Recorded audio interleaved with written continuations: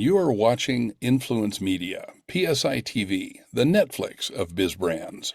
Are you ready to win? Are you really ready to win? I know I am. Well, let's see. Are we really ready to win? Because winning is rarely an accidental outcome. Winning usually happens with strategic inputs. And when you put those strategic inputs in, there's a good chance you'll have a winning outcome. So are you really ready to win? The question is, are you putting in the inputs?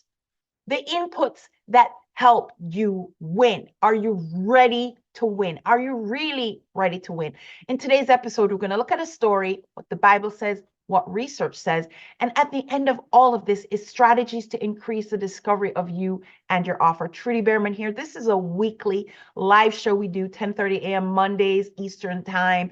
Thank you for joining us live or later. Trudy Behrman here, host of PSI TV, doctoral candidate at Liberty University, and my research is in the space of influential reach. Do you know who this guy is? I didn't before today. His name is Jeremy Lin, and his story is the Linsanity story. So before Jeremy had his breakout, he went undrafted in the 2010 NBA draft. And after playing college basketball at Harvard University, he did sign with the Golden State Warriors, but was subsequently waived. He then had a brief stint with the Houston Rockets and the New York Knicks, but struggled to get playtime. However, during the 2011-2012 NBA season, Lin's fortunes changed dramatically, with the Knicks facing injuries and inconsistent play from their point guards. Lin was given an opportunity to showcase his skills. He seized the moments, delivering a series of electrifying performances that captivated the basketball world. Lin's breakthrough came in February 2012 when he scored 25 points off the bench to lead the Knicks to victory over the New York Nets. He followed up with a string of impressive performances, including a game-winning three-pointer against the Toronto Raptors. What set Lin apart was not just his talent, but also his tireless work ethic and determination. Despite facing skepticism and doubts about his ability to compete at the NBA level, Lin never wavered in his commitment to improve his game. He trained relentlessly and stayed prepared for his opportunity, which eventually came in the form of injuries to his teammates. Lin's unexpected success during Linsanity took the NBA by storm. His story serves as a testament to the power of hard work, perseverance, and readiness to seize the opportunity when they arise. Through his dedication and determination, he proved that with the right mindset and preparation, even the most unlikely underdog can rise to greatness in the world of basketball. Well, the chances are that you who's watching this video is not in the space of basketball. I tend to attract entrepreneurs. So assuming you're an entrepreneur, this does have an application for us. So the Bible says, do you not know that in a race, all the runners run, but only one receives the prize? So run that you may obtain it. 1 Corinthians 9:24. All the runners run. Consider that your competition. You're not the only one providing what you provide, your service, your opportunity, your solution. You're not the only one. The clients, the prospects, the market has many options. Why should they choose you? You're going to run so that you will win, because a wish to do something is not the same as the readiness to do that thing. This is the idea that I would like to just lock into your brain. If you are an entrepreneur, understand you do have competition and you need to run to win. You need to run as if you intend to win. Winning is rarely accidental. Winning is usually the outcome of a strategic input. So here is peer-reviewed academic research. It's very recent. And here's what it says. It says the market, and by the market, they mean entrepreneurs. The market systematically favors players who do certain kinds of things. Notice the word players. So it's kind of a play off of Jeremy Lin's story, right? So the market systematically favors players who do certain kinds of things. Input leads to output. Input leads to output. These people who systematically win have certain kinds of characteristics and engage in certain kinds of activities. Strategic input, specifically successful market actors, because there are many market actors, but not everyone is a successful market actors, are likely to be those entrepreneurs who give their customers what they want, have backgrounds, experiences, and knowledge that prepares them to recognize profit opportunities, are culturally attuned and embedded, and are genuinely moral. So there are inputs that lead to outputs. And there are many players, but not every player is a successful player. So here are two candidates who came to PSI TV for help. Now, these are players in the market who understand they're not the only one, and that they are taking strategic action to differentiate themselves from their competition, strategically putting in the inputs to lead to a winning output. So let's look at these two candidates. Candidate A, so these people have taken my Reachology quiz. We'll talk about that in a minute.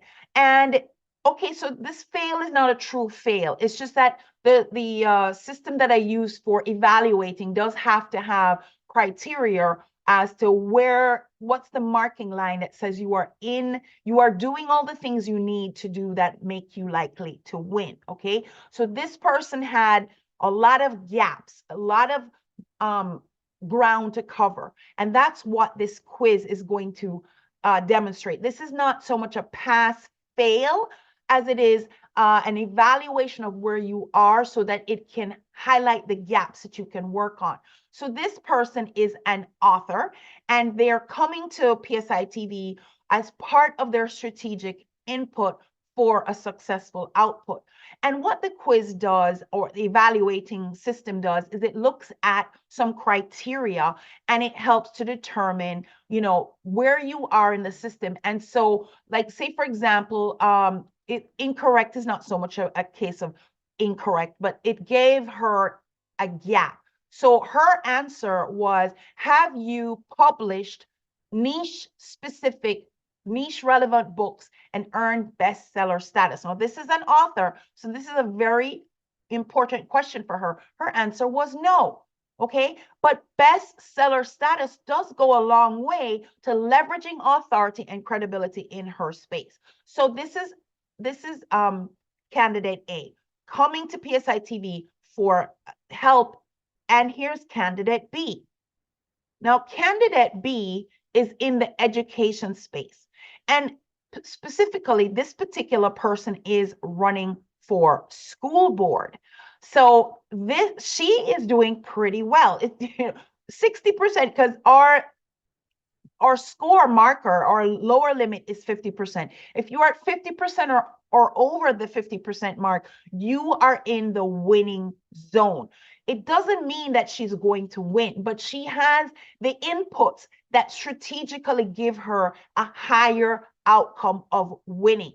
And so once again, it goes through the quiz, the evaluation, and it's asking various things. So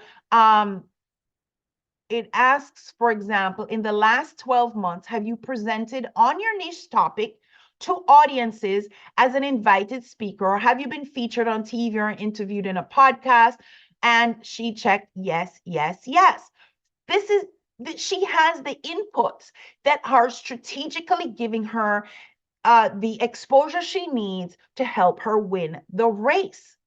So strategic inputs are going to elevate your probability of winning. The goal here for both candidates are to be renowned, respected, and received in their space. So that evaluation I was talking about is based on my book, the Reachology book. This book is the foundation to what it takes from an academic experience, especially. And I have been working to improve my own status in this space. So the concept of reachology is measuring influential reach should be a science, not an art. Influence and reach are not the same thing. So if I say you're a big fish in a small pond, big fish means you are very influential, small pond is your reach. So you might be very influential at your school, at your church, in your members group, whatever, but you have very limited reach. And the goal here, guys, is to jump ponds and grow again so that your influence and your exposure can be beyond your peer group to maybe your city, your state, your nation, and even the world. So a lot of us are going to probably be very influential, very well known in a tiny area, but your family and friends cannot support real winning business because you're gonna stay small. At some point, you're gonna just outdo that. You're gonna need new prospects, new eyes, new leads, new opportunities. In the real estate space, for example, according to the national NAR, there are 1.5 million realtors in the United States as of January 2023. And realtors are not the only ones because they're also real estate agents, okay? So if you're a real estate person, you're competing against all of this. And when it comes to real estate, remember we're talking about inputs, strategic inputs to give outputs. And here's what this research said. 3 out of 4 marketers say video has a stronger return on investment than just photos, yet only 9% of agents create listing videos. Now that's crazy town. That is crazy town. This is a strategic input that gives a high return on investment, and yet very few people are doing it in the real estate space. There are 1.7 million coaches in the United States and 4.3 million of them globally. If you're a coach, how are you going to stand out? How are you going to win? I found other research, which I didn't share here, that the average successful coach, no, these aren't sports coaches, guys. This statistic comes from life coaching statistics. The average life coach who has some kind of traction in their business is making about $55,000 a year. That might be livable income, but that's not winning income, okay? If you're an author, you're competing against 50 million titles on Amazon and on any given day. Amazon is promoting 50 million titles. If you want to make book sales, you have got to do something more than just be listed on Amazon. So what are these inputs that are going to differentiate you from the competition? So you go from being unknown in the sea of competition to being discovered. That is the goal of all of this, guys. I realized very quickly that my guests come to TV. Yes, they want to say they were on TV, but at the real core of it, they're looking for that influential reach. They're looking to tap into a new audience using a credible and authoritative platform. This is the difference between TV and social media. Social media is great and you absolutely should be there. We all need that digital omnipresence, so to speak. But it's free to be on social media. There's no exclusivity to being on social media, but there is exclusivity to being on television. And so it becomes a unique sales position to be on TV. It gives you that unique sales position, okay, that really separates you from the pack. So one of my guests is Madison Brightwell, and this is just an example, guys, because she is working on this. On YouTube, she has 1 subscriber and 5 videos. With her appearance on PSI TV, the one interview that we did, she got over 2,000 views and 119 likes with comments. Okay, this is the kind of thing that you can go from being almost not known, not seen, to being seen. Now, remember, though, TV is very much a cold audience. So this is another client of ours. When we took him on, he had 0 presence on Google, 0. Because I research all my guests. You don't just come on and go, hi, so tell me about yourself. That's not how PSI TV works. So in researching him, one of the things that I did was he had 0 presence on Google when I researched him. And I said to him, I said, Dr. El Faki, you've got to create a LinkedIn profile. You have got to do it because our deliverables are made on LinkedIn primarily. So I made him have create a LinkedIn profile. And then after we did our interview with him, Google got populated on page 1 with pretty much a lot of stuff that we created. So that is another example of what the input can generate output. Here is his video again, and he got over 2,000 views, 124 likes, 9 comments, and many of which were that they were interested in buying his book. Here's what the Bible also says: we're the light of the world, a city on a hill. It should not be hid. Let your light so shine before men so that they may see your good works and glorify your Father which is in heaven. We have something buried inside of us that we're supposed to be sharing with the world. You're not to stay hidden, but you must have some good works, and you need to put those good works on display. You're to shine. You're to shine. Men are good. You're going to be seen. And when you start to get those accolades, Christians, you need to send those up to heaven. Point it back to God. The goal of all of this, appearing on PSI TV, for example, is to go from unknown to discovered. Now, my book, Reachology, is available in a bundle, okay? So the bundle is something that you should consider. And the bundle is going to give you access to the book, our Reachology quiz, to give you that evaluation score. That score is not so much pass fail again, like I said. What it does is it sees where you are right now, your baseline score, and it will identify the gaps, the things that you can do, the inputs you can put to increase your chance of winning. This bundle is also going to give you access to our Audience Finder AI tool. You don't want to just appear. You want to be in front of your ideal audience. Well, where are they? The Audience Finder AI tool is going to tell you that. The bundle also includes a 5-minute show upload. So we have some parameters for you to create that up to 5-minute video, and you can submit that to us for us to show it on the PSI TV platform. PSI TV has a TV channel presence on Roku, Amazon Fire, Vita TV, and we're going to show up very quickly on Apple TV as well.